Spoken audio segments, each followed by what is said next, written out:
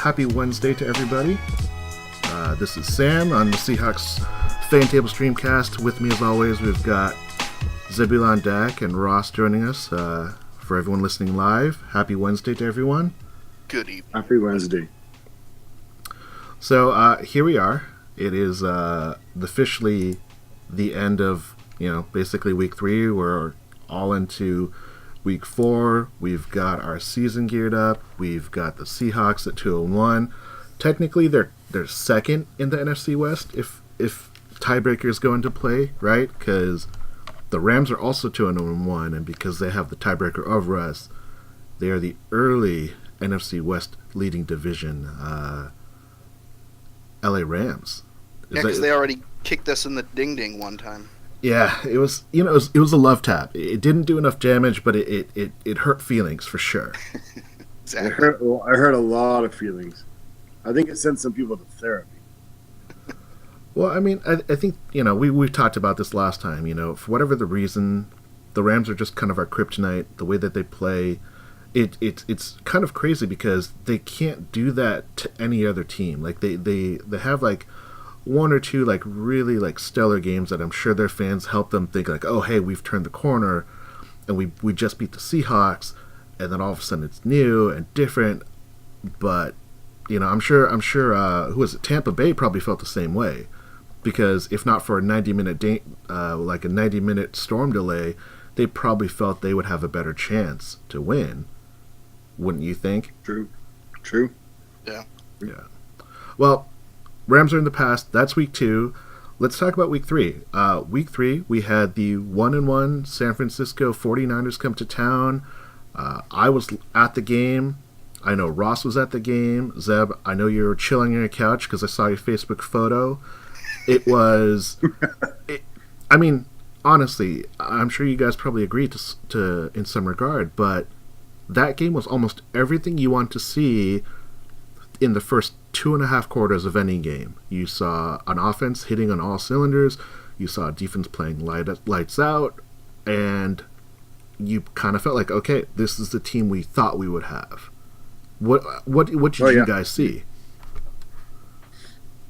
Yeah, like you said, that was what we were supposed to have, right? That's what we waited all season for. 49ers are always, for the Seahawks, they're always that good. Things aren't going so well, so let's play the 49ers one time. We'll start feeling better about ourselves. Like, when was the last time we actually lost to the 49ers? I want to say it's pre-Super Bowl year. Yeah. I think that's correct. No, we lost to them in 2013 in San Francisco. So in the Super Bowl year, we did lose to them? Yeah, that year we did. They were one of the few teams to beat us. Okay.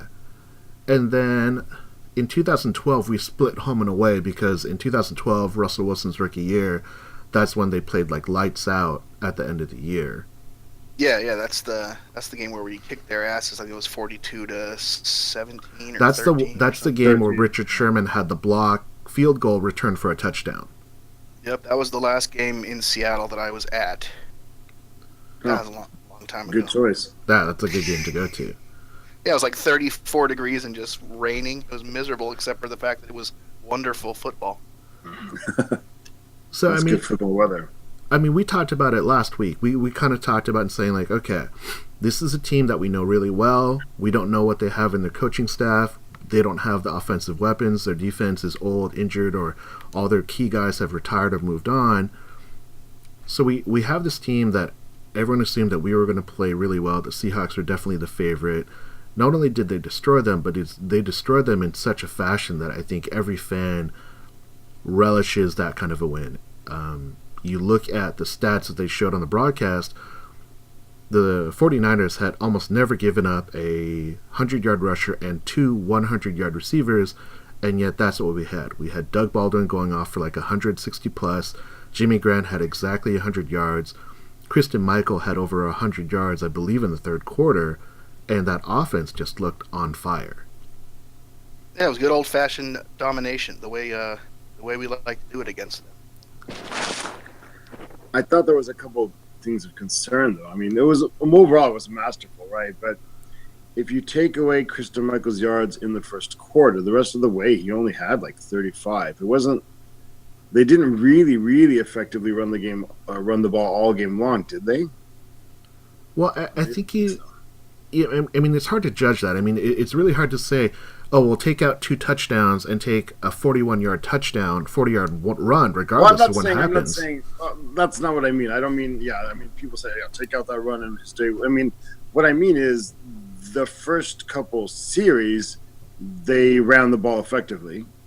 But then second, third, fourth quarter, I didn't have the impression they were running effectively, period. I'm not trying to, play games with the statistics to make it look worse than it is. I'm just saying they weren't moving the ball really well on the ground after that. It didn't look like it anyway to me. Yeah, it felt like we ran well at first, and then it kind of lulled a little bit, and then he hit a couple more pretty good runs towards the end of the game.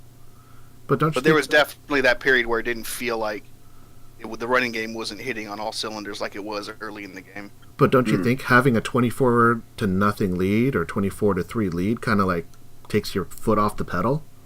Because there's nothing on that team on the other side that you thought, okay, they're going to come back.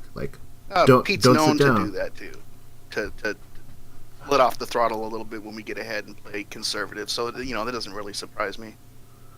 Yeah, Ross, we actually had dinner earlier this week and we talked about that, where I said I honestly did not care about the 2 touchdowns that they scored at the end of the game on the 49ers, because it had no bearing on the game. Yes, it doesn't help us try and retain the 5th year of the defensive scoring champ, but ultimately there's nothing to learn. It was not a meaningful points. They were not meaningful yards. And you had mentioned something that Pete Carroll had said, something along the lines of... I mean, that's the thing. I think they are meaningful because it obviously didn't hurt. It hurt some of the pride of the defense. And, Pete Carroll was saying the coaching staff apologized to the defensive players because they take pride. Even at the end of the game, they don't want to give up a touchdown. They hadn't given up one all season. And that was just because with the 49ers down so far, they expected the 49ers to keep throwing, but they didn't. They kept running. And Pete Carroll said they took it almost as kind of a bluff. They thought, well, they're running now a couple of plays, but they're going to start throwing deep, and we don't want to give it up. So they kept in their pass rushing D and the heavy on the pass defense. But the 49ers just kept running, and that's why they ended up with a 100-yard rusher, and scored a couple of touchdowns. But Pete Carroll said actually they should have made some adjustments when they realized the 49ers weren't going to start throwing the ball. They were just going to keep rushing and hoping for the best. They should have made adjustments, but they didn't. Just kept believing it was a bluff. At some point, the 49ers would start taking deep shots, and they never did because, frankly, they have a quarterback named Blaine. Yeah. So I mean, I don't know about you guys, but I play a lot of Madden. I haven't got the new Madden this year, but I play a lot of the old Madden. I have last year's version, and it's just as good as this year's, as far as I'm concerned. But when I play, I get big leads, and the computer never runs. The computer always throws, because if you're down that many scores, running doesn't help you. Running doesn't get you enough yards. It takes up too much clock. So what's Chip Kelly thinking at that point? Obviously, it's a busted game. Is he trying to protect Blaine Gabbert's ego? Is he trying to say, okay, well, I need to see what I have in Carlos Hyde? What's really the design and purpose? Because what can you ultimately learn when you're down that far and you're just churning clock and you happen to play a soft defense up the middle that allows you to just continue to run? What is there to learn? Not much. Chip Kelly, as coach of the Eagles a couple years ago, he played the Seahawks and he got crushed, right? I think the Seahawks type of game plan is really a bad matchup for his style of play. And I think when it got to that point and that lead, I don't really think he was really playing to win anymore. I think he was playing to, try out some plays, try out some running, see if they can get that going, because they know their receiving game is not, their passing game is not going to be their strong suit. They don't have anybody wide receiver except for Torrey Smith. Gabbert is, I think even Chip Kelly really knows that he shouldn't be the starting quarterback. There's just so many issues with Kaepernick, where his head's at, where his body's at. He's finally admitting this week. So, until Kaepernick is stronger and beefier again, It's Blaine Gabbert throwing to a bunch of no-name receivers, and that's not going to work against Seattle. You probably have a better chance of getting back in the game, giving it to people like Carlos Hyde, who's maybe their only offensive weapon. I mean, Zeb, you're down in Portland. I'm sure you know a lot of Oregon Duck fans that have been really familiar with Chip. They saw the program, how he turned it into a huge powerhouse funded by Nike, but they won. They won a lot. They had a very different style of game where it was just speed, and kind of like ran past you like Usain Bolt, just like, okay, well, we're gonna put 50 on you and try and score and keep up. That hasn't translated to the NFL, but I don't know if that's something that you have people that are familiar with. Like, what did you kind of see in like a Chip Kelly Niners team that we see for the first time? I don't know Chip Kelly very well. Even though we spent a significant amount of time in the same state as each other, we didn't get to spend much time together. You guys aren't writing cards back and forth. No. You're not tagging each other. He's famous for not RSVPing.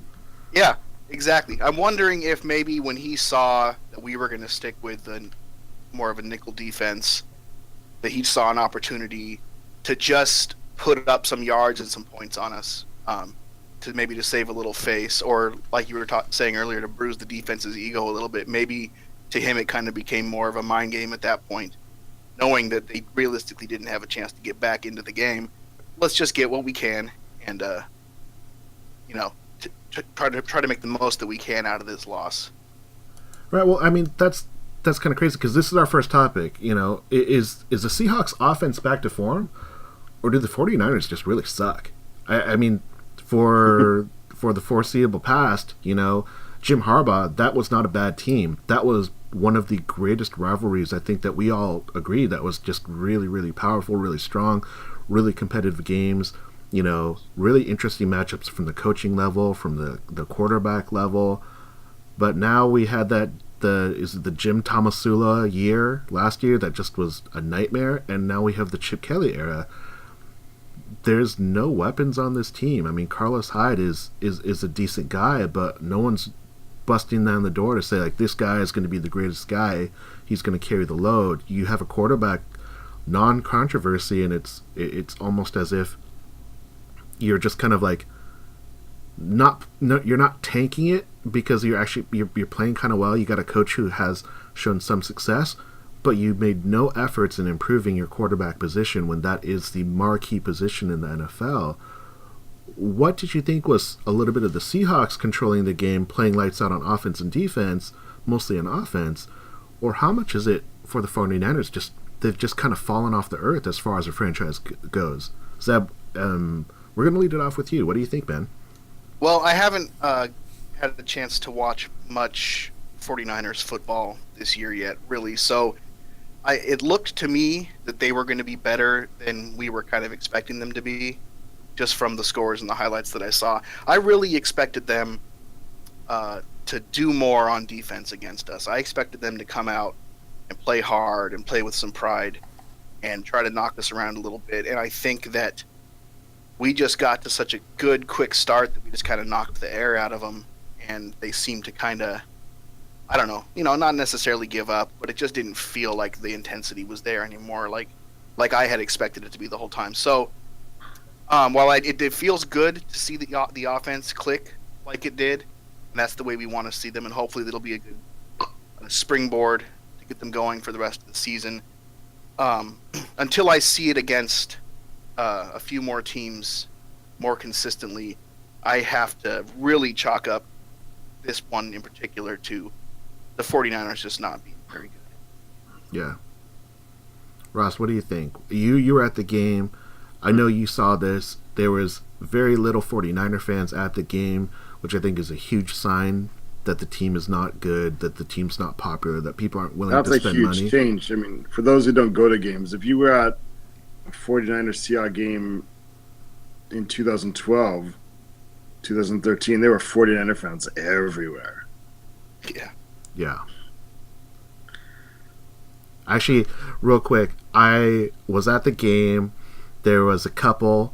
They were both in Niners red. They had jerseys on, and they had a little kid. Little kid was probably like maybe 5, 6 years old. He had a Seahawks jersey. We just passed security, and I kind of tapped the guy on the shoulder, and I kind of point to the kid, and it's like, what's going on here, man? Like, what happened? And the guy responded, he got dropped on the head a lot.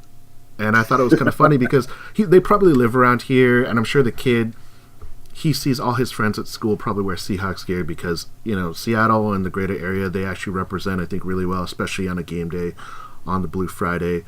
But it was something that I don't think you would have seen in previous years. You look at that franchise, and it's really, really fallen. You can't force your kid, to cheer for a loser. I don't say that to be mean. I'd be like, it is sort of weird. Like, if the 49ers aren't doing well and you're a transplant, then you kind of have to let your kids go, don't you? It's sad. But it's hard to, be multi-generational fans for an opposing team in an area when they're not good. Yeah. Well, I mean, if that kid's 5, when he was 3 is the last you can't give him a time hard time if he's 5. If he's watching the game and he's like, Dad, why are you making me cheer for this team that never wins? And it's kind of child abuse, isn't it? Right. And what 5-year-old or 8-year-old in the Seattle area doesn't want to be Russell Wilson right now? It's too much to ask for a kid to be loyal to a team that's not Russell Wilson right now. Yeah, especially. I kind of have an image that Halloween in this area is just millions and millions of number 3s walking around.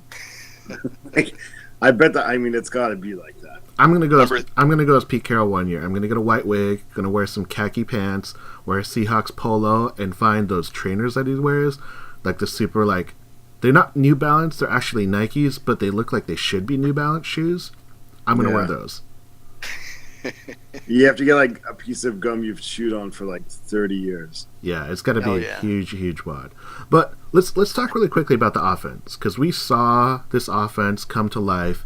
Previous 2 games, they only scored 15 points. We lost a game because we couldn't put any points. We couldn't put a drive together.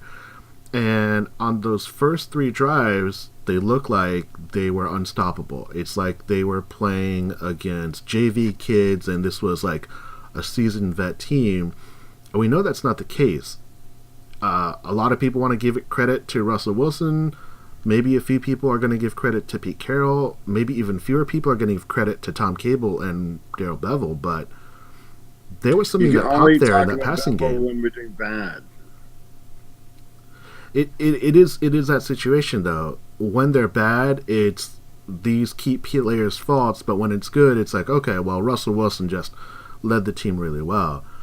But there has to be a little bit said about the way that the Seahawks teams kind of come together as the years progress, and they really do improve game to game. Wouldn't you agree? Yeah, but I think it's a little early. We're fans. We need to overreact, right? I had to be talked off the ledge after the Rams game, but this game, after I was done, I was on cloud 9, and the temptation is, yes, now that's all said, they've adjusted to what the offensive line's going to be like, and this, that, and that.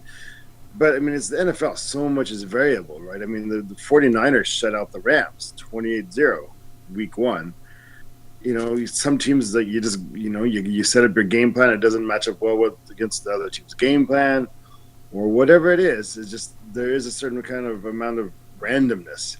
So trying to be level-headed, I'm not reading too much into it. Like Zeb said earlier, I think I want more information. I think we're going to learn a lot against the Jets, perhaps. Then I'll be willing to say our offense is back on track, or no, it's still a work in progress, or I don't know where we're at. Zeb, final thoughts? Yeah, I would love to say that this is the offense picking up where it left off last season, and that we can expect more of this going forward. Hopefully that's the case. I'm not counting on it yet at this point. I think we still have some growing pains and some injuries and stuff to get through. So, best case scenario, yes, we're there. We're going to start rolling now. So I will cautiously hope for that to be the case.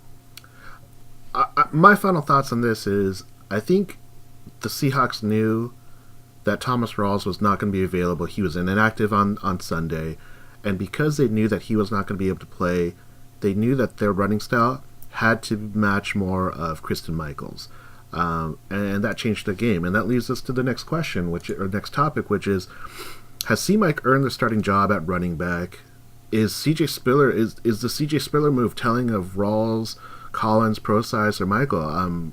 It's a really interesting situation where we haven't had a running back controversy or running back issue in so many years. Last year it was kind of like, Marshawn Lynch is injured, so we're just going to default go to this undrafted guy out of Central Michigan who just blows up and does amazing things until he gets hurt.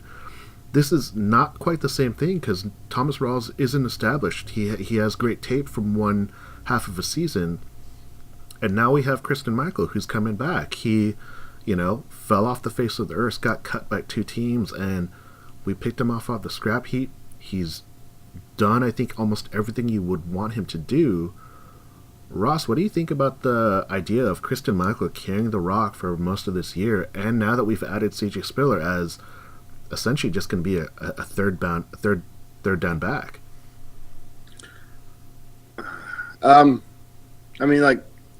Christian Michael was a second-round pick, and he has talent. There's undeniable. he's a starting quality back in the league, and if he's the guy to carry the rock the whole season or the next half a season, I think it'll be fine. I'm happy with that. I'm okay with that.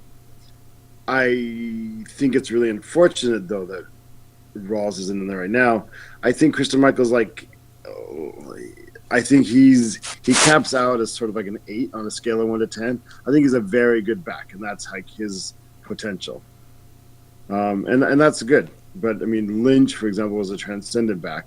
Rawls may be as well. But we'll go with C Mike for now and see how it goes.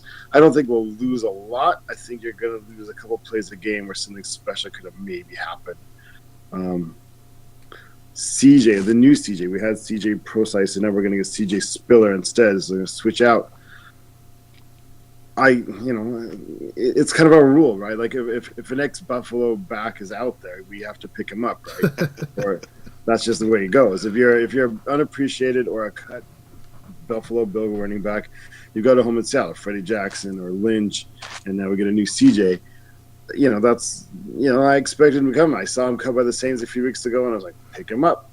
Our CJ's hurt, and I almost feel like Procise should maybe go to IR so they can have some stability. If he's going to be out 3 to 6 weeks, that gets you to week 9 already. What are you going to switch to your third down back that late in the season? Just have him redshirt the season. Put him on IR, shut him down next year. Have him come back and have a good year. But for now, let's go all in on Spiller. We know he can do the job. He's had some amazing seasons. I'm happy with the move.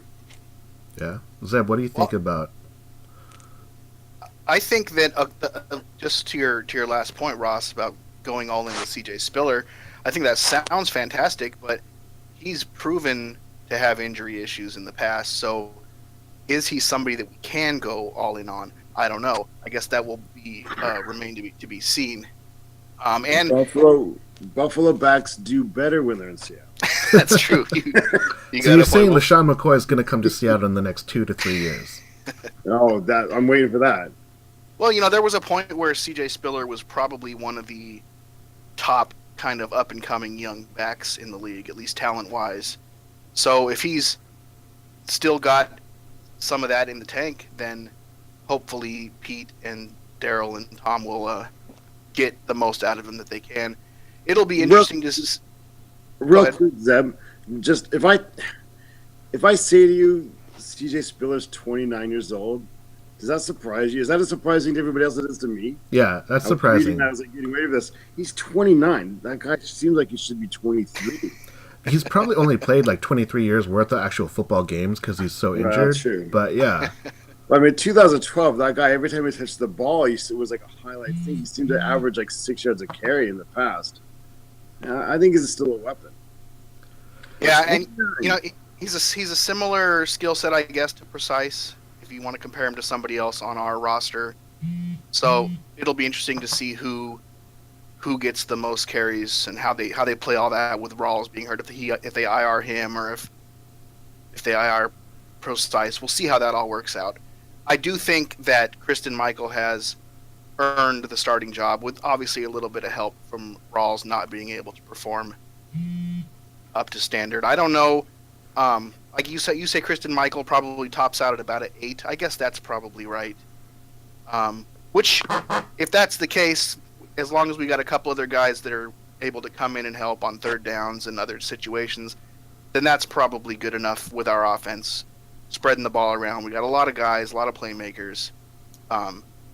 So I think going forward with C-Mike as the number 1, I think we'll be in pretty good shape. And I'm looking forward to seeing what we get out of Spiller. So I actually don't like any of these things. I don't like the fact that Kristen Michael is our starting running back because it's look, the clock's going to strike 12. You're going to turn into a pumpkin again. This is Kristen Michael. Like, I want to believe that he can do it again. I want to believe that he's there. I've got him on my fantasy team, so, that's a bonus. I didn't play him last Sunday, so I'm even more pissed off about him. It's not his fault. It's my fault, but I'm still pissed at him. But I watched that game, and he didn't have, like, a ton of carries. I think he had, 20 carries, just a little bit over 100 yards. So his average worked out really well. I'm not going to take out his 41-yard run and say that affects his yards per carry because I thought he ran effectively. But what I saw when he didn't run effectively was, okay, you fell back into a bad habit. You dance behind the line when you need to be one cut and go every single time. And that's what I had an issue with. And I haven't watched enough of the replay to really be hardcore in this thought, but it might be a little bit of my bias coming through. But I know there's a reason why Thomas Rawls, when they say you're medically healthy, he's going to fall back into the number 1 spot. So yes, right now, Kristen Michael, you've earned the starting job because you are the healthiest. You are, able to play. The line has a system in which they're going to do a one cut and go, which plays to your skill set. But it's going to get pulled away right away, whether it's the clock striking 12 or Thomas Rawls actually getting healthy down the road. That's what's going to happen. And I know that there's something in all of us fans that are going to say, you know what? When they see that error, when they see that mental lapse, they're going to all jump and say, oh, I should have seen this coming. I don't want that to happen. I want Kristen Michael to continue to play well because that helps the Seahawks win. It makes us more dynamic, and I do like what he can do ultimately as a second-round pick. I want him to pan out, even though he's a project that we had to kind of reclimate. So I'm hopeful, but I reserve the right to say I told you so and make everyone eat crow when I feel that I'll be proven right. And I really hope that doesn't happen. With the CJ Spiller move, obviously Procise being injured, Thomas Rawls being injured, and is it TJ McGee or Terrence McGee as the guy that got signed, and then he's the one that was kicked off the team for Spiller. I don't know if this is the right move. Yeah, on paper it sounds great because everyone thinks of CJ Spiller. They think of the highlights. They think of his pass catching ability. They think of the fact that he is maybe a good, blocking running back on third down. I don't think that's enough. Like, you're talking about a guy that's going to see maybe 20 snaps a game. I'm not excited about a guy that's going to see 20 snaps a game. That's only 10 more than Terrence McGee was going to have. I don't have any reason why I should be excited about this guy. Yeah, it's going to take time away from Collins, and I know a lot of people didn't like what they saw in Collins, but I thought he had a good game. I don't think this is enough. I think this is, if he weren't CJ Spiller and if he were just another guy that happened to be a third down back specialist, it wouldn't get any publicity. He was available for a month. A lot of other teams could have picked him up. They chose not to. We were the first to make a move because of injury. And I'm not sold. I don't think he's going to bring a lot of value to our team because he's I think not a lot of enough. teams didn't pick him up because they're looking for the big back. He's a little bit victim of the tendency for NFL teams just to follow the latest trend, right? Lynch got a lot of publicity and has kind of brought the running back position back a little bit, I think. And now it's all about the big, tough backs getting the extra yardage. Everybody wants a beast quake to put in a commercial or something. And so the third down backs aren't getting the attention they used to. They were kind of sexy, like when Reggie Bush was new, and that was the position of the type of running back that was getting attention. So I wouldn't read too much into the fact that other teams didn't sign him. And after Christian Michael, every other running back that's available is a rookie. So I think Pete Carroll loves to play the young guys and the rookies, but with Russell Wilson already beat up, when you get to the third down, are you gonna put in like Alex Collins, a rookie, and hope he's not gonna make any mistakes? Because we can't afford one more hit on Russell Wilson, right? Yeah. So I think that the signing says as much as about that situation as it does about anything else. And I think even you talked about like where we fear that mental lapse by Christian Michael. We definitely do. And so instead of him being out there for 3 downs, let's put him out there for 2 downs, lower by 1/3 our chance of him having a mental lapse that costs us. And on third down, give it to a guy who's done it before, has done it at a high level before, and probably has some things still left in the tank. Yeah, I think that when it comes down to it, in combing who's available for a running back in the case that we do need one, it's probably just comes down to the fact that C.J. Spiller was probably the best guy available. It's that, and also you have so much text and stuff out there with CJ on it, and you don't want to have to change all the CJs. You just change the Procise to CJ Spiller, and you've saved a lot of time. And right? and I had read earlier, I don't remember where exactly, but somebody had said that the Jets had actually been in contact with CJ, or at least had expressed interest in signing him, so that maybe there was a little bit of a chess match going on there in bringing him in. Jermaine Pope hasn't been activated in the 3 games that the Jets have played, so just throwing that out there. But final thoughts on Christian Michael and CJ Spiller, guys. Going once? I would say that by mid-season, you're going to be seeing people pick Spiller up on their fantasy team as their flex play. I can't see him. I can't see him getting 20 meaningful snaps. That's 15, you're going to be surprised. That's 15 third downs at most, and if it's like 3rd and short, he's not going to see the game time. He's not a bruiser. He's a guy that's going to play on the outside of the line. I don't see the value in that team. I don't see the value in having a one-cut go running back with Christian Michael and then CJ Spiller being a guy that's just going to run outside of the tackles. I don't see the value in that, especially a guy who's 29, who's injured, who hasn't played a lot of football. I don't have a lot of hope for him. But like Russell Wilson playing with that sprained knee, right, and the high ankle sprain, he's going to be out of like the pistol and the shotgun even more. You're going to have – it's not – the third down back isn't going to just play on third downs. He's going to get some second downs, isn't he? He's going to get maybe after the couple of games an occasional first down even. Because also when you put him out there, that changes how the defense plays our offense, right? They're going to be looking for him to be going out for passes, so you need to leave something else open, I think. I think if he I mean, I don't get to see him practice, I don't follow the Saints all that much. If he does still have anything left in the tank, if he's anything like he was in 2013, I think he's gonna make an impact. I'm cautiously optimistic about our running backs at this point, and I'm praying to the gods of running back health, which I'm certain exist, that they will bless us. All right, speaking of running back help, let's talk about Thomas Rawls. Topic 3. What's going to become of Rawls this season? He's out for 4 weeks. It's a fractured fibula, which means it's not a broken bone, it's not a high ankle sprain. There's a definitive timeline in which we know that he's going to be out. It's not related to the ankle injury that he suffered last year, but this puts a big question mark on his comeback. I know there are people that are going to question if this was due to him coming back too soon. Was this a freak injury? We talked about his contusion and how people were kind of making light of that he had to take himself out because of a contusion because they thought, oh, you just got a boo-boo. But it ended up being a fracture. And that's a pretty big deal for a guy that needs to churn, needs to hit those legs and really head upfield. Zeb, what do you think of Thomas Rawls? What's his likelihood in this 2016 season? Well, I think of anybody, Rawls is the person I was most looking forward to watching play and grow and improve this season. So I'm definitely disappointed in his lack of ability to be able to be on the field at this point. I have to assume that if the injuries linger, it's only a matter of time before they just IR him.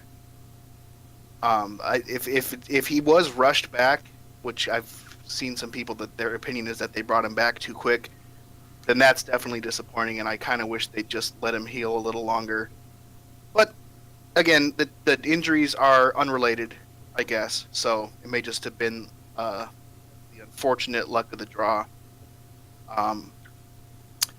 So I hope that he's able to heal up and come back in the 3 to 4 week span or however long he's supposed to be out for. But it would not surprise me to see him get IR'd at some point.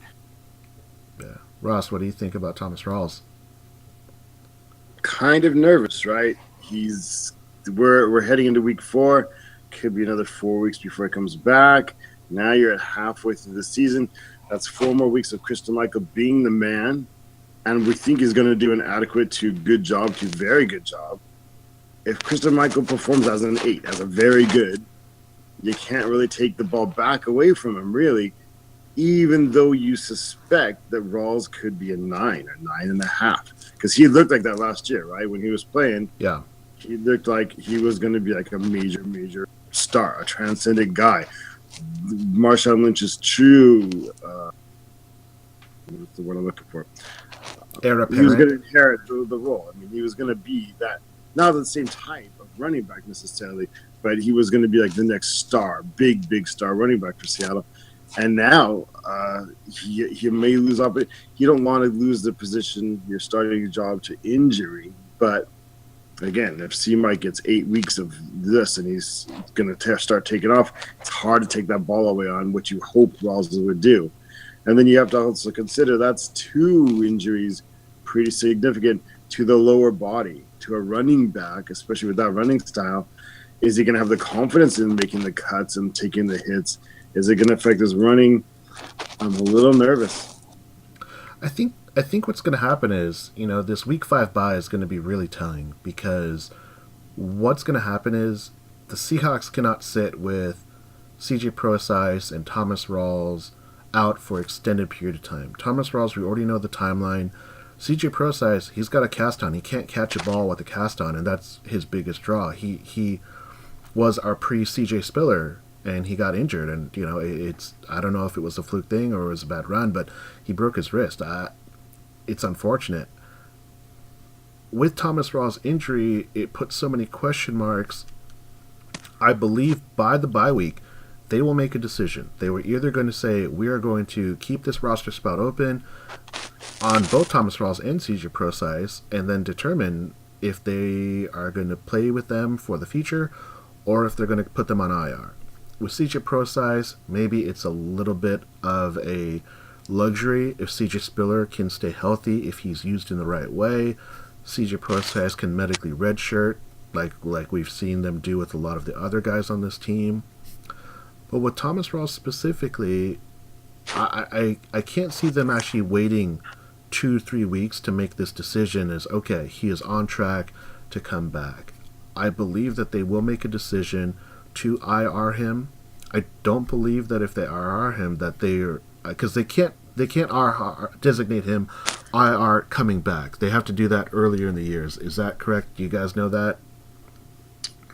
I thought the situation was changed so you didn't have to designate them even when you put them on that. You could kind of do a retro.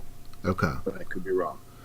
So I'm not sure either. I think that's going to be the telling thing. If they make a move, put him in IR, whether he's going to come back or not, that's something that they're going to make this weekend after this game against the Jets. It's something that the Seahawks, they're very close-lipped, yet also very, very free with a lot of information, which I think is kind of interesting. But I think when it comes to Thomas Rawls in this situation, they have to make a decision sooner than later. They cannot wait and find out 3 weeks into a 4 to 5 week recovery time to say like, oh yeah, he's not on track. He's not recovering as well as we think he could.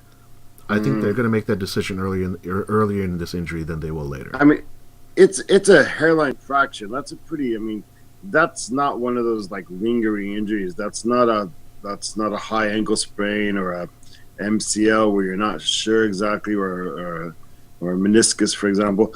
I think it's a pretty definite injury, and I think you kind of know exactly when it'll be like 4 to 6 weeks, and it will be fine. Is it one of those injuries that heals and is stronger? Sorry? Is it one of those injuries that when it heals, it's supposed to be stronger? I think it's about the same. Or again, the danger is, I think, more the mental, where you just get your ankle back and now your shin is down. I wonder. That's the only aspect I worry about. The Procise is the one I think really should just be IR now. Well, wait a week to see if Spiller works out at all. But he missed part of OTAs. He missed most, if not all, of training camp, and 3 out of 4. He missed training camp due to a hamstring, so it's totally unrelated to his current injury. Right. But it's still like he didn't pick up, so that means he didn't get all the reps. So you're going to have him start playing in mid-season when everybody's in mid-season form, and he's in what form? He never got training camp. He got 1 preseason game. He missed OTAs. Now he's missing regular season games. So we're going to throw him in as a rookie halfway through the season where everybody else is in mid-season form, and he's got nothing under his belt. And we've got CJ Spiller. If he's working out at all, I say shut down the other CJ and let him come back next year. Yeah. Zeb, final thoughts? Yeah, I would love nothing more than for Rawls to come back at some point this season and run like he did last year. But I guess what I hope more than anything is that whatever they need to do to make sure that he heals up properly, that they do that. Okay. All right. Well, our next topic, we got the Jets, but most importantly, we have a 10 a.m. games. I know for Ross, you live in a different time zone than the West Coast, so I'm sure 10 a.m. games mean something totally different to you. We have a 10 a.m. start. Seattle is 7-7 in 10 a.m. games under Pete Carroll. I have a love-hate with the Seahawks 10 a.m. game. I love that they play early because if they win, and a lot of times they do in the past few years, the afternoon's great, and that means I can do more stuff in the afternoon and evening time. When it's a 1 p.m. game, I'm pretty much locked into football. My family has no shot at me. So that's one of the benefits, but if they lose at a 10 a.m. game, it just ruins my day. Ross, where are you? Let's get the international perspective of a non-actual 10 a.m. game for you. Well, this week I'll actually be in the States for the game, so it doesn't really matter that much. When I'm in Tokyo, when I'm home, I love the 10 a.m. games because that means they're on at 2 o'clock in the morning, which means they're done by 5 or 5:30. I like that a lot better because the late games start for me for 5 a.m.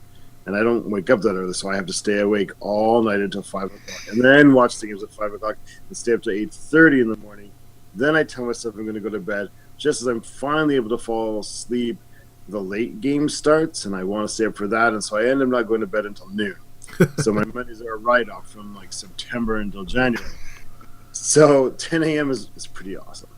But I gotta say, I'm gonna hog a couple minutes of time here. The 10 a.m. fear is a little bit of a pet peeve of mine. People point to the statistics and say, well, that means the statistics show that those games are often lost by the team that's not used to that time zone. But those are all teams that are playing the away game. They should be losing more than half anyway. I think it's a mental thing more than anything else. And if you're in any other kind of business, you go on business trips and you don't take 2 or 3 days before you effectively have to do your job at a high level. You have to do your job the next day, whether you're a salesman or an engineer or the U.S. military. This is the example I've always used. The military suddenly has to deploy into combat. They don't worry if the soldiers are going to be able to perform that day with the time difference.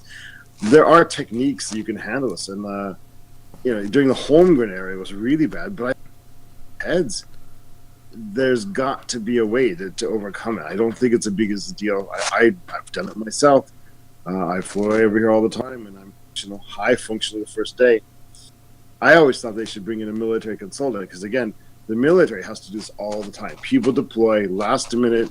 They go from McCord Air Force Base or whatever they call it now, and they suddenly deploy to the Middle East or to wherever, and they've got to perform physical, hard tasks immediately at a high level. They probably have some of the world's best experts on it, and I've always wondered why NFL teams bring in more military consultants to help them with this kind of problem. Because they're too busy paying to appear during the national anthem and having jets fly over the stadium. Oh yeah, they don't have time to tell us how to use their military tactics. But like Pete Carroll, he searches high and low for every advantage, right? He's got the yoga guys in, and he's got all the new age healing stuff and the meditation guys and all that stuff. I just don't know why you wouldn't go, hey, look, there's somebody who could probably. Hey, you might cut out real quick, but Zeb, what are your thoughts about the 10 a.m. game? You're on the West Coast too. What's your morning like when you get a 10 a.m. game for you and you're watching the Seahawks? I hate 10 a.m. games. I gotta roll out of bed and hope to get in front of the TV in time for kickoff. I'm not a morning person. It's not my kind of thing. So, and then our history, especially under Holmgren, of being a poorly performing team during those early games just compounds the feeling of just wanting to avoid it at all costs. So so we're 7-7 under Pete Carroll in 10 a.m. games. Do we know what the rest of our away schedule has been under Pete Carroll? Are we floating around 500 on the road? I think it's actually, I haven't looked that up. That's a good question. I want to say it's actually pretty positive because a lot of our away games, I would say maybe 25% of them are primetime games, and I can't recall the last time we lost a primetime game away. No, we crush in the primetime. Right, exactly. They won't let us play in primetime. Exactly. Last year, we played in Washington on primetime, and we destroyed the Washington team. Yeah, they want to keep us away from those as much as possible because they all just end up being blowouts and people are tuning into Sex in the City or whatever other bullshit's on Monday evenings. 7-7 is, I guess I could say that's probably as good as I would hope for on those start times. So I'll take it. I'm not particularly worried this week about it. I don't think it's going to be an issue. So, yeah, 10 a.m. games. Don't like them, but gotta play them. So, I'm in. Yeah, for sure. And, we kind of talked about this. There's definitely this mental aspect. As a fan, it's like, oh, God, I gotta wake up early. And it's kind of crazy because 10 a.m. is not that early for a lot of people. During the workday, I wake up way earlier than that. But when it's a football game and it's my Sunday, I'm like, oh, man, wouldn't I love to sleep in just a little bit more? But, I think the one thing that has made my opinions about a 10 a.m. start change is fantasy football. Because I need to check my roster, make sure that there's no one that I need to take out for an injury sub. I don't have to find some free agent claim because so-and-so decided that they were a last-minute scratch. That's the biggest concern that I have about a 10 a.m. game. I'm not too worried about the Seahawks because I think they perform well enough. I mean, especially with this Seahawks team, they've been in every game. Their largest loss of record under the last 4 years, I think, has been 9 points, and that was last year against the Chargers. Before the Chargers, it was all a 7-point game or less. So it was 154 degrees on the field that day. Yeah, which is kind of it's. I heard from a lot of people that went to the LA game, it was kind of the same thing. Under Pete Carroll, I was at that game. It was not a joke. Yeah, I mean, under Pete Carroll, I'm not worried about the way that they perform. 7-7 is not sexy, but like Ross was saying earlier, a lot of teams lose away. And if we go 4-4 at home and we go 7-1 4-4 on the road and 7-1 at home, that's that's 11 wins. That's 11 wins. That's what I project, and I think that it's a winnable game, which goes into topic 5 here. Is our next opponent, New York Jets. We got Brandon Marshall, Eric Decker versus the Legion of Boom.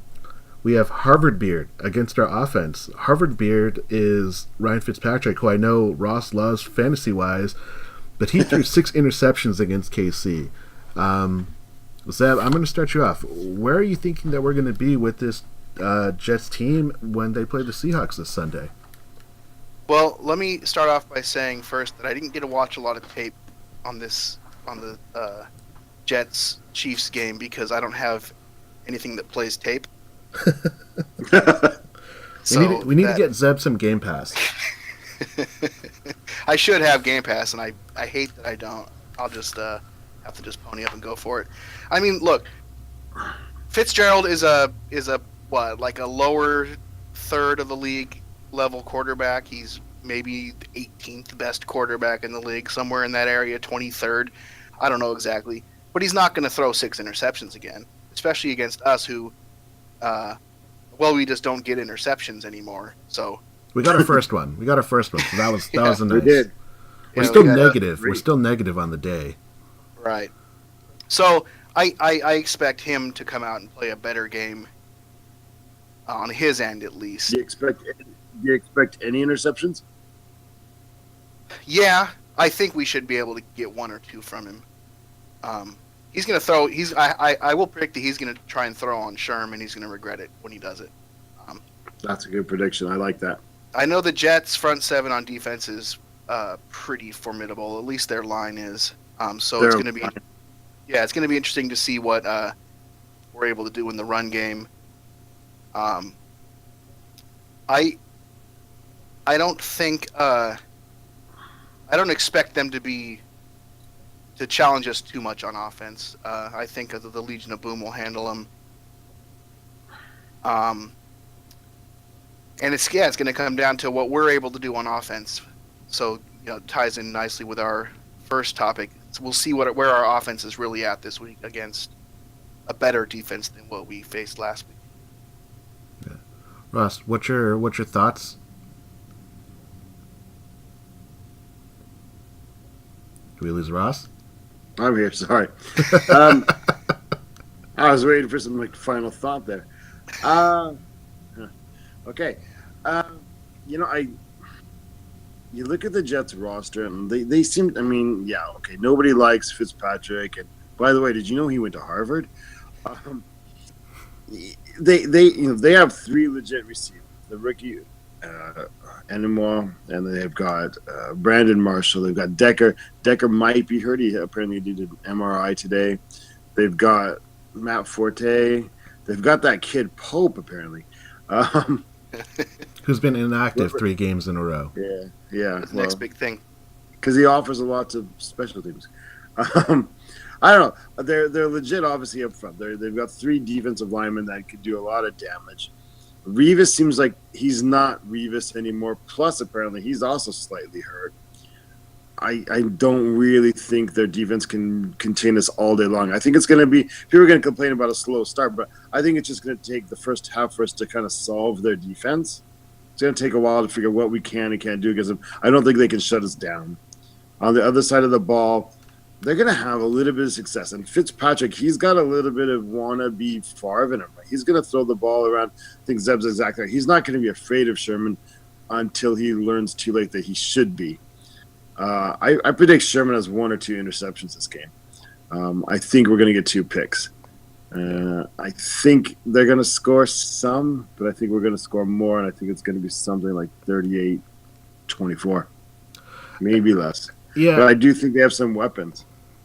I think this is going to be an interesting game because I'm gonna just talk about defense, and we'll talk about offense and Russell Wilson in the next topic. But defensively, I love this matchup. I think that we have the secondary to contain Brandon Marshall, who also has a MCL sprain. We have the ability to play well against an Eric Decker, whether he's going to line up inside or out with Sean Shedd, or against Richard Sherman with Cam Chancellor. I don't think they have a stellar tight end.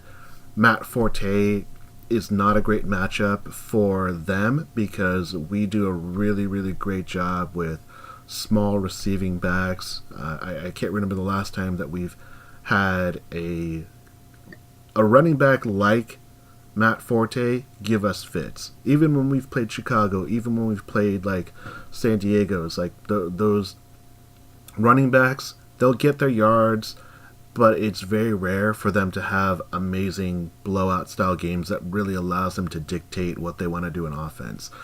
Cam Chancellor is playing amazing. He's blowing people up. I swear that San Francisco should put a warrant out for his arrest because he is straight up murdering their tight ends left and right. He injured both of them on Sunday. Jeremy Lane has been playing lights out. He's playing with a ferocity that I haven't seen him play, and maybe this is what he is, fully healthy, or he's just playing up to that potential. Bobby Wagner, KJ Wright have been playing amazing. They've been stout against the run, disregarding what the Niners did in the last quarter and a half. I like our defense matched up against that offense. I like the Legion of Boom against their receivers and Fitzpatrick. I like our linebackers and our D-line against Matt Forte, and I'm trying to figure out where they have that opportunity. They have the chance to put up some points, but I don't really think it's going to be in the front of the game. I think it's going to be like, hey, we're down 3 scores. We're just going to air it out, and Seattle's just going to give it to us underneath, and we'll just march down the field. But it's going to take us a half quarter to get 3 to 7 points, and I think that's their downfall. I think this is a great matchup for Seattle. Fitzpatrick does seem like a Favre to me, where he's willing to throw it up, because you don't get to 6 interceptions because you think, okay, I got to rein it in. I really got to check myself. You get to 6 interceptions because you think like, oh, I can still beat these guys. I can still throw the ball, and then it's going to be crazy. Did you know he went to Harvard? You know what? So the best thing about the fact that he went to Harvard is he actually was on a TV show called The League, which is about a bunch of guys that play fantasy football. And one of the guys was not aware that he went to Harvard, so he kept trying to like outsmart him in their bit that they were doing, and it was great. And then finally, someone else comes to him and is like, "Did you know this guy went to Harvard? What are you doing? Like, why are you trying to fight this guy mentally?" And that was the best joke that I've heard. But yes, I'm aware. What's the record for like most mentions of Fitzpatrick in a row without mentioning that he went to Harvard? 3? I think that's like the best thing about him to mention, other than the fact that he's got a great beard. I didn't even know he went to Harvard. Really? No way. Like, you can't shut up. You can't watch like a broadcast like ESPN or any other major broadcast about him without them bringing it up. Like literally, like every 3 sentences, that's all they can say. What else is there to say? I don't know, but I mean, like, does it matter? This is what we can say. He graduated last year. He's been in the league for a while. Right. Let it go. I mean, the Harvard of the West is Stanford. Like, how often do we talk about Richard Sherman going to Stanford? It comes up like 5 times a season. Like, we don't talk about, like, did you know Doug Baldwin went to Stanford? Did you know that Doug Baldwin went to Stanford? Yeah. Come on. This is a topic for Fitzpatrick. Just drop it. Like it's some sort of like makes him an alien or something. Let it go. He is alien because we had a Harvard guy on the Seahawks. It was that linebacker. Who was it? Kazavinsky. Kazavinsky. Yeah, but that guy was a traitor. He like went to the Rams. Like, fuck that guy. Yeah, screw him. Yeah. Yeah. All right. Well, let's do this. Let's do a prediction. Over under on Harvard Beard's interceptions or turnovers. I would say if you gave me 2.5, I'm going to take the over. Really? Yeah, I'm going to say 3 turnovers from Harvard Beard. I hope you're right. If the under over is 2.5, then I take the under, but I wouldn't bet. I don't think because those 3 wouldn't be like it wouldn't blow my mind. But I think 2. I would be surprised to see us get more than 2 interceptions, even against old Joe College. Yeah. All right. Well, wait, did Fitzpatrick go to college? He went to community college. All right. That Harvard one. All right. Let's get to the topics we all want to talk about. Let's talk about the elephant in the room. Topic number 6: Should Russell Wilson play this Sunday? We had two people comment on Facebook, Tony and Bill. Thank you for commenting. Tony says that he should play, and Bill says that we should sit tentative on how well Boykins does. Where are you guys on this? I mean, he was already injured the last time we talked, but Ross, what should we do with Russell Wilson in Game 4 of this early 2016 season? You got, if you're, that's so hard. You play him, right? Because that's who he is. You can't accept all the benefits of Russell Wilson's mentality, but then when it has like a slight chance of having a downside, turn it off. Russell Wilson's Russell Wilson. He's gonna be Russell Wilson, and 99.5% of the time, that's gonna be an awesome thing. And 5% or 0.5% of the time, he's going to be sneaking back into the game when the coach doesn't know and being horrified at it. But you got to take the good with the bad. You got to let him play. Zeb, did you know about that? Ross just alluded to it real quick, but did you know that Russell Wilson, when Boykins played one snap after Wilson's injury, after that one snap that Boykins played, Russell Wilson took his helmet and just ran onto the field. Did you know that? Well, I saw it. I guess I didn't realize that he was just doing it of his own accord without. Like Pete Carroll realizes like a play later, absolutely horrified. And, that's fantastic. And then they ask Russell Wilson about it after, and they're like, "Did you put yourself back in the game?" And he's like, well, I told them. I just don't think they heard me. And he gets up with like really like nervous laughter that I've never heard of. I guess they didn't hear me. like the total like you caught the kid with his hand in the cookie jar kind of laugh. Yeah. So yeah, he just did it on his own. But that's Russell Wilson. Like that's you can't tell great athletes that at the top of their job, at the top of their profession, to take a day off, to take a play off, that's not who they are. And if they had that mentality where that was acceptable at all, they wouldn't have got to where they are anyway. So you just got to accept it and put him out there. And Fed is coming back, and hopefully we protect him and he doesn't make it any worse. And maybe this gives some incentive to put the pedal to the metal at the beginning, really build up a score so that halftime, maybe if they do what they did against the 49ers, you could take him out for the second half. Yeah. Yeah. Let me start by saying that watching Russell refuse to accept that he wasn't going back into the game last weekend was awesome. I loved that competitive spirit that he has, and just seeing him just like he couldn't accept the fact that it wasn't going to happen, and he was helmet on. He stayed out there on the sideline the whole time. He's like, I'm going back in this damn game. And the coach is just like, no, you're not. It's over. You're done. My heart says play him because I want to win every game. And I think that he, even injured, gives us the best chance to do that. But my head says if there's a game that we can lose, it's this one. It's not detrimental. We need him to heal, and we need Russell Wilson to be as close to 100% as possible. So I could understand the people, like I asked on Facebook, and pretty much everybody who responded said sit him, unquestionably. So I guess if it's me, I might actually let him sit this game out. But I don't want him to. I want him to play. I don't want him to lose his streak. I know he wants to play. So. And he gives us the best chance to win. So, yeah, my heart says play him. My head says sit him.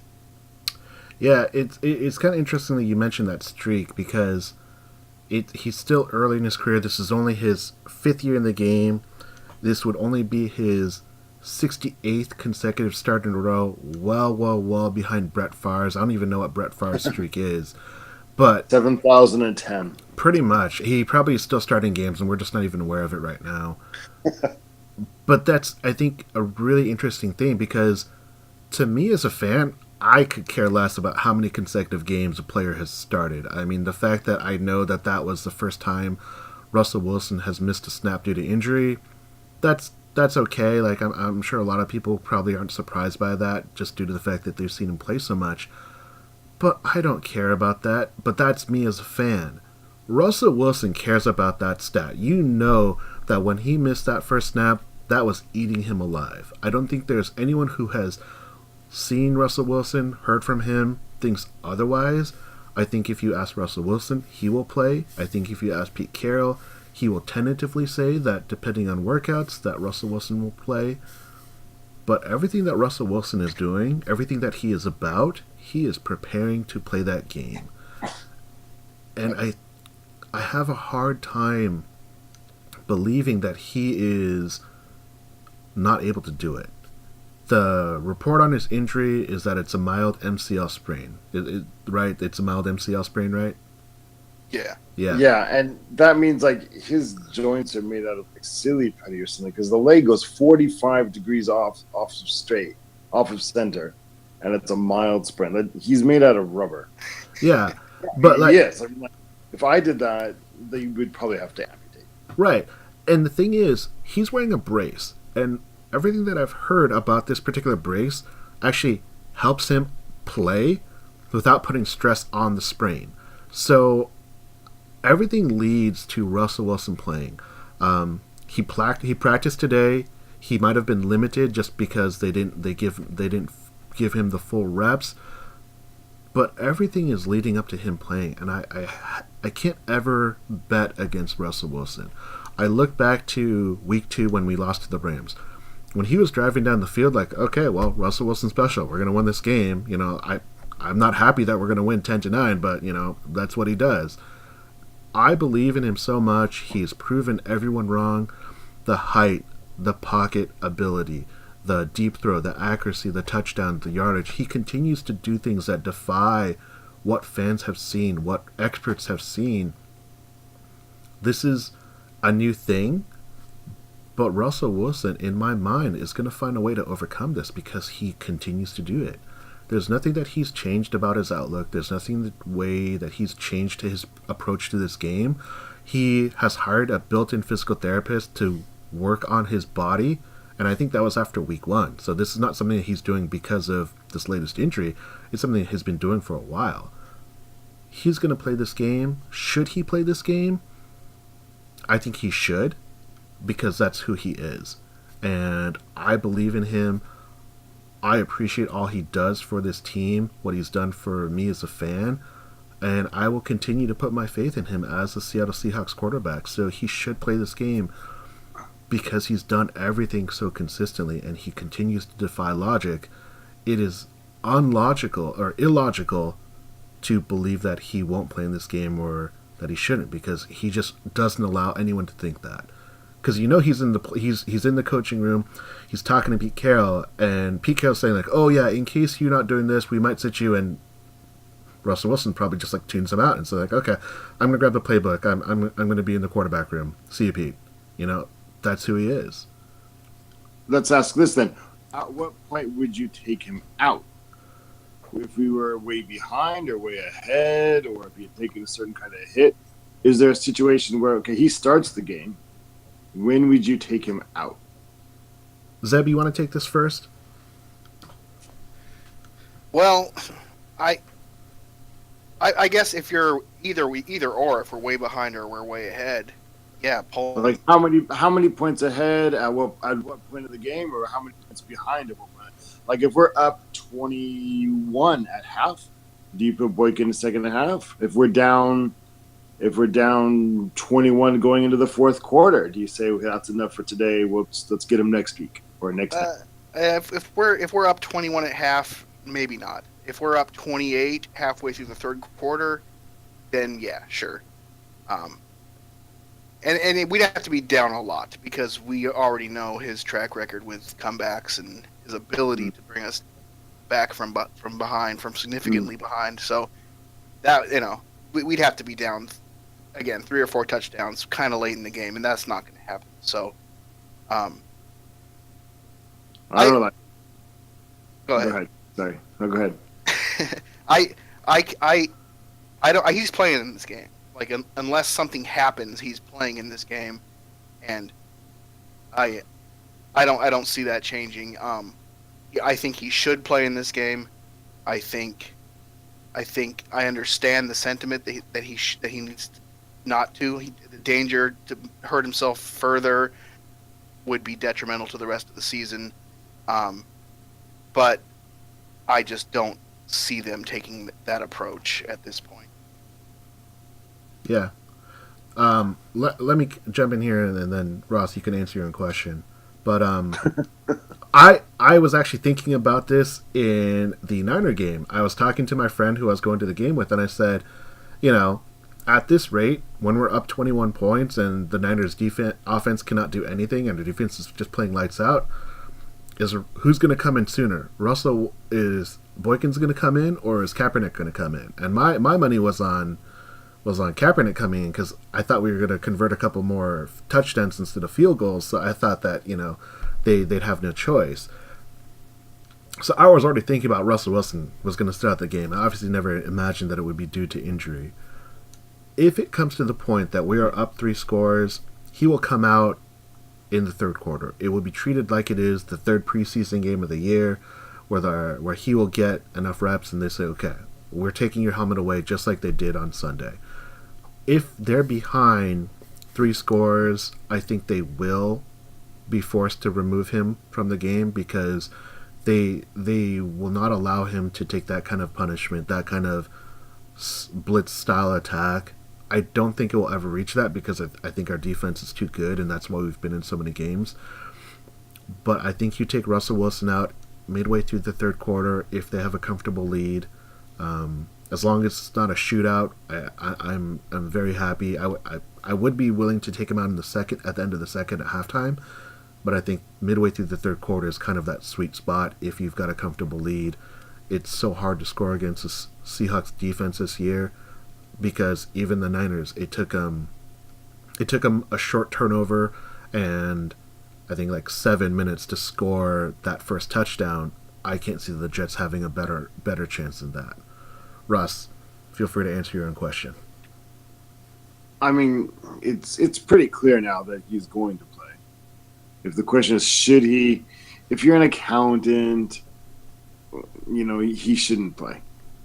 But if you're a sportsman, or if you kind of look at it from a football player's perspective, he is and he will and he should play. Sam, you talked about earlier, like how it probably broke his heart when he first missed that first play, because he'd never missed a play before. I agree, but I don't think it's about the streak for him. I think he's really, really into being the example. To me, more than the number of games in a row that he played, was the fact that he had never missed even a practice. That he's never missed a practice says more to me. He's out there playing for his teammates, and it's not just words, is it? Because they would understand after like an MCL, yeah. You're not out there. Yeah. He wants to show them how much. And that pays the dividends later on, Like we've talked about before, I don't think Doug Baldwin naturally gets along well with him, but Doug Baldwin respects the hell out of him. Much more than he did in the past, even. I think it's evident. And part of that's because you can't deny that Russell Wilson he might come off as a phony when he talks, but he'll do anything to win a game. He'll do anything to compete in the game. And there's just no way, like I said earlier, of turning. Where would I take him out? I want to say if they're up by 3 touchdowns at half, if they can do that, if they can have a fast start, you put in Boykin. And I think that's not just a matter of protecting Wilson. It's looking to the future. If something does happen later on, even Boykin giving this real game experience when it's not pure garbage time was really, really valuable. So let's build up a cushion so we have some mistakes, some cushion for some mistakes by the rookie. Like he threw a really bad interception last week to go along with this good touchdown. So let's build a cushion for the rookie. Then let's let the rookie get some meaningful time in. Russell Wilson still gets to set the example, and I'm happy. I think. You think? Unless he gets hurt, then I'll be like, can I change my answer? I can't imagine he'll get injured in training up to this game. I think that the Seahawks are the smart game, enough. man. They've got 3 defensive linemen that are just brutal beasts, man. I'm a little nervous about that. If Fetty's coming back, though, this game, and that makes me feel a little bit better. And everybody else has one more game under the belt and better. So let's go for it. Yeah, And you can't even afford to lose one game.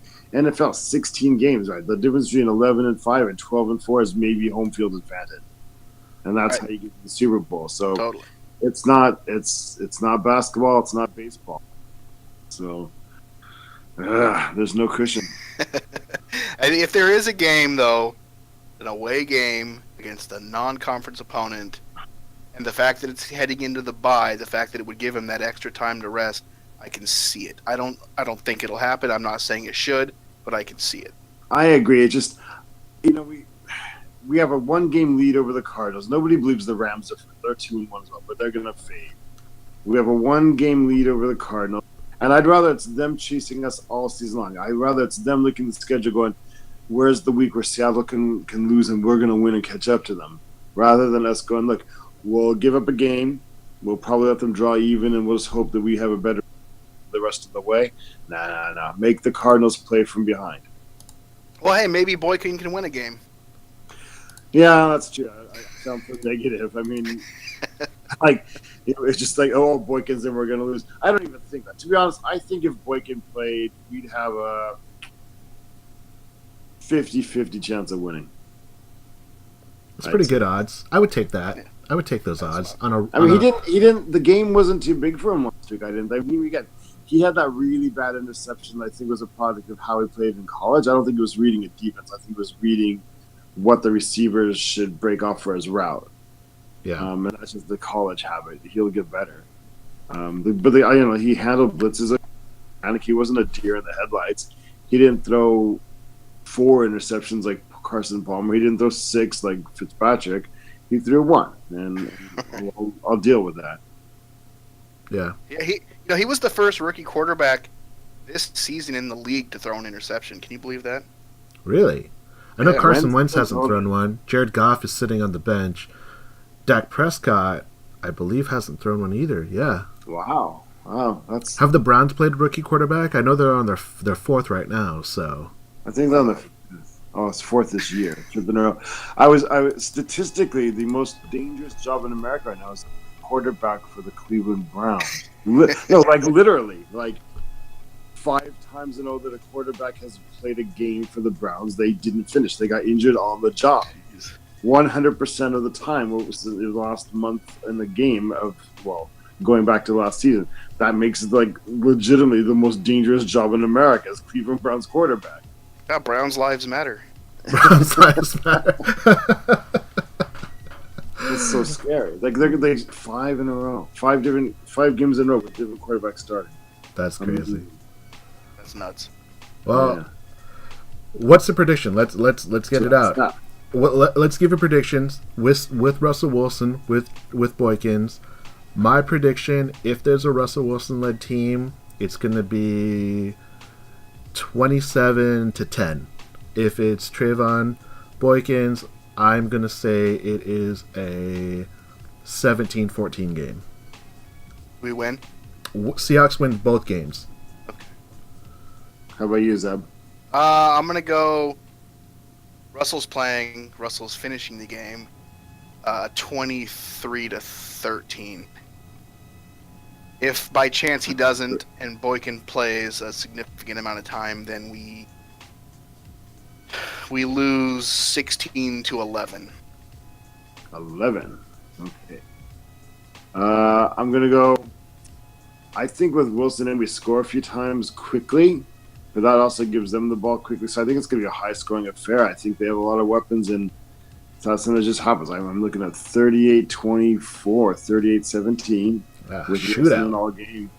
If the rookie plays, I think we slow the game way down. I think it'd go 17-10 game. Seahawks or Jets? Seahawks, yeah. All right. I can see Boykin winning it. Yeah, could be his first career win. I'll take that, and that'll be great. I don't think we're gonna see it though. I don't think we're gonna see it though. It's gonna be Wilson. He's gonna play the whole game. It's not I going agree. to hurt. Yeah, I agree. Yeah, it'll be interesting because this is like a new era in Seahawks under Pete Carroll and Russell Wilson, where we have an actual injury that we have to concern ourselves with. So this is a new thing. I'm excited for the ride. I have faith in our front office. I have faith in the coaching staff. I have faith in the defense most of all. Kristen Michael, continue to prove me wrong, win me over. But I'm looking forward to it. Alrighty. All right. Well, on behalf of myself, Sam, Ross, and Zeb on Deck, thank you for tuning in. Couple shout-outs. Thank you to Seahawks.net for letting us post. Check us out on Facebook if you haven't already. Zeb, shout-outs for yourself. Yeah, check out. I do another podcast called the Triple B Podcast. We, me and a couple of friends, go around Portland, Oregon, and explore, trying to find the best burger in town. We explore comic book shops and toy shops and things like that. TripleBpodcast.com. Check that out and give us a listen. Ross doesn't have any shout-outs, so we don't have to worry about him. So, behalf on the round I table. don't do the whole shout out. I don't shout out to anybody. They know the people I love know I love them. They don't need his pittance, is what he's trying to say. Exactly. All right. All right, so thank you for all of you listening. See us online. We'll catch you later. Zeb and Ross, thank you as always, and you guys have a wonderful night. Go Hawks! Thank you. Go Hawks.